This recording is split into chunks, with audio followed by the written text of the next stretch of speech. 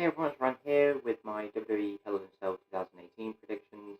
I decided to flip the camera on the netbook over because before it's kind of like up here on the top of it. But when it's like as a regular, like setting up like a normal netbook, it's on the bottom. So it kind of has like that awkward angle, and when I'm trying to type something, you just literally get a screen full of my fingers.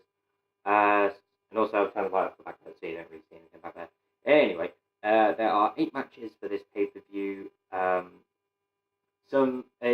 I'm half and half with this pay-per-view. Raw again has been doing really bad booking.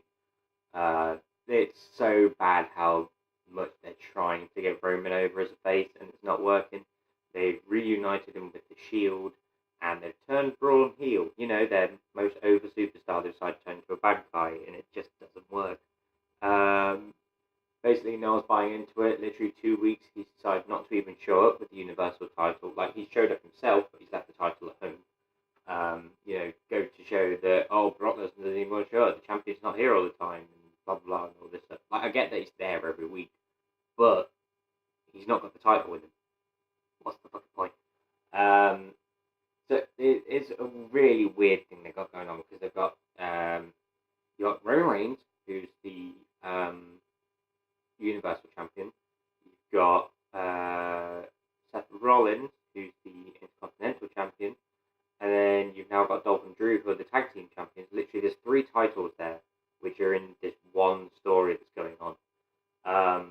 But I'll get on with the matches here. SmackDown, again, has been better booking. So, I'll start off with Daniel Bryan and Brie Bella versus The Miz and Maurice. I'm going to go with Daniel Bryan and Brie to win this. The Miz won at SummerSlam. If Daniel Bryan and Brie win this way, I feel Brie would pin Maurice, and then The Miz would still claim that he's beat Daniel Bryan, and Daniel Bryan can't beat him by himself. They'll somehow probably stretch that into Royal Rumble or something, or Survivor Series even. So I've gone for Daniel and Brie to win that one. Brie returned to the ring. It's not really been a good thing. She has kind of messed up a few times, but you know, she's trying, I guess. I just hate the fact they're trying to say that the Bella Twins are the reason behind the women's evolution, because they're not. They're pretty much to me, they're like the epitome of what the devolution was. Like the going from like Trish and Lita to all these like models turned wrestlers that weren't that great. And they're trying to just claim on like the Brie Bellas, these legendary women, which, to be fair, they're not really. They're bad. They're just bad, I think. Obviously, Nikki's more improved than Brie has, but again, you can tell what they're really there for, to promote their YouTube channel, promote Total Bellas, Total Divas, whatever total bullshit they do, you know. It's just one of those things. It's what made SummerSlam so awful for me when they showed up. I was like, literally, they had the backstage interview, and they were talking about Total Bellas and Total Divas, and they've now got Women's Evolution, and then they've got this, and they've got this, and literally they're promoting all their own stuff rather than anything going on. And then Brie wasn't even in the Daniel Bryan match, yet they decided to show up at the end when Ronda won, be like, hey, look, we're part of this, which is probably going to be part of their show, to be honest. Anyway, rant over. Daniel and Brie to win that one. We've got AJ Styles versus Samoa Joe for the WWE Championship again. I'm not against it, because obviously they've made it personal, and also Samoa Joe won by DQ in the last match, so he has a reason to get another shot. To me, this should have been one of the matches that was put in a Hell in a Cell match. There's one that shouldn't have been. For some reason, it's in there, but I feel like this should have been the other Hell in a Cell match if there was one. But I'm going to go with AJ to retain again. I would love Samoa Joe to have the title, but I feel like they're going on the route of AJ's going to hold it for like a year and a half. Don't know if he's going to drop it too, but I feel like he's going to hold it for God knows how long. We've got on the pre-show, not again. So, 2 pay-per-views ago, Extreme Rules, I believe it was, Rusev was challenging AJ Styles for the WWE Championship. The pay-per-view after, it's him and Lana versus Andrade Cien Almas and Zelina Vega in a pre-show match. there's now another pre-show match with Rusev, but it is for the titles. You got the New Day defending against Rusev and Aiden English. I would love to see Rusev and Aiden win it, but they've been on and off building with the whole Rusev Aiden breakup thing, and I feel like if they lose here, that would be the epitome of it. So I'm going to go with the New Day to win this one. And those two split off. I think if anyone's going to beat the New Day, it'll be the Bar again. There's not many other face teams. There's just the New Day and the Usos, I think, on SmackDown. Because the rest are heels, I think. You got Rusev and English, you got the Bar, you got Sanity, you got the Bludgeon Brothers, and you got the Colognes who showed up in one of the matches. We've got Roman Reigns defending the Universal title against Braun Strowman. Braun is cashing his Money in the Bank for this one. Mick Foley's a special guest referee, which I found out this week. It's to promote the show that he's got, like the Mick Foley's 20 years in a cell thing. I'm going to go with Braun to win this. I feel like he needs to win this. Like, they're going to probably make Roman win. But then, like, Braun's literally cashing in his Money in the Bank here. Unless they do some clause here where, like, Baron Corbin's like, oh, I was holding on to it, but I didn't cash it in for you. So here you go, you can have it back. But Braun definitely needs to win this because it'll be, yet again, another heel turn that doesn't pay off.